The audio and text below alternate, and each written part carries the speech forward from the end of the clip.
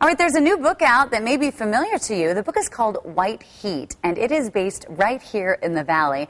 And that's because, well, the author, she's from Chandler. She lives here in the Valley. Brenda Novak is a New York Times and USA Today best-selling author, and you are here today. I'm sort of starstruck. I'm like, wait, that lady, she's here? Look at this. You see these everywhere. Yes. Congratulations. Thank you. I really like what I do.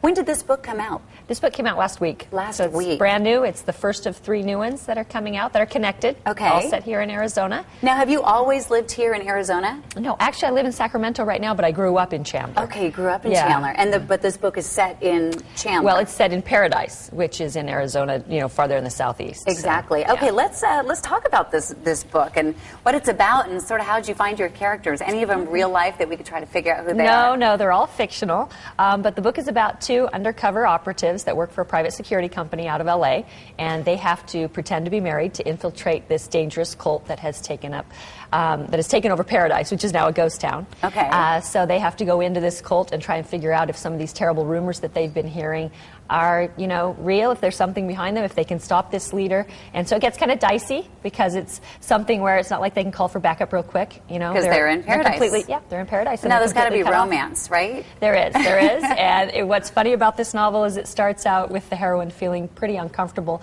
having to pretend to be married to this particular guy. Even though they work together, they try and keep their distance. They've got some history, so that they have to go in such tight quarters and rely only on each other. Wonder what happens. Yeah. The conflict is fun between them, and it's kind of fun to watch how they work through it. Now, while you were writing this book, do you all of a sudden think, oh, wait, I've got another idea? Like, how do you figure out what your books are going to be about? In your dreams? I've written like 35 books now, and the biggest fear is that you'll run out of ideas, I think. Right. But your brain starts to sift, and everything that you watch, everything that you overhear, all the books that you read, true crime shows, they'll just kind of spur ideas, and they start percolating back there, and you start figuring out what your next series or trilogy or even just a book is. How long does it take you to sort of come up with an idea? Like, maybe you meet someone and that triggers something else, and then you think, that could be a character. Mm-hmm. Is it just over time, just whatever comes natural, or do you have to go away for the weekend to a nice resort and just sort of think about it? No, I actually don't have the time to get away. I have 5 kids. Oh, my goodness. And I have 3 books that I write per year.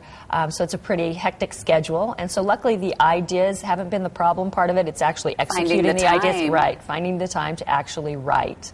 That's the challenge. So where do you write? I'm just curious, because you see these books, they're bestsellers. I mean, are you sitting on your living room couch with your laptop, or do you find a quiet place? Well, actually, I have a little guest house now, which is nice, because there was a time when I was typing in my dining room with my 5 little kids running around. Oh, my God. I can only imagine what that was about. Mommy, I need a drink, and you pull away, and then you go back. Now they've gotten a little bit older. My baby is 13, so they've gotten a little older. It's gotten easier for me, and we've gotten a little guest house cottage that's in the back, and the UPS guys, they all know where to find me. They bring the stuff on back there, and I'm always at my computer there, or I'll do it on the road with my laptop. So is all of your stuff pretty much the same? Is it sort of the same theme? Is it always romance? Yeah, it's always a mixture of romance and suspense. So there's always, a murder mystery or something going on that the hero and heroine have to solve, but they always end happy, which is something that's important to me. I love themes of, good triumphs over evil, and love conquers all, and I love redemption themes, so you get a lot of that with them. But they're a quick, fun beach read, but I think that there's some real depth to them, too, with the themes. Right, and they sort of make you think. Yeah. So who's your favorite author?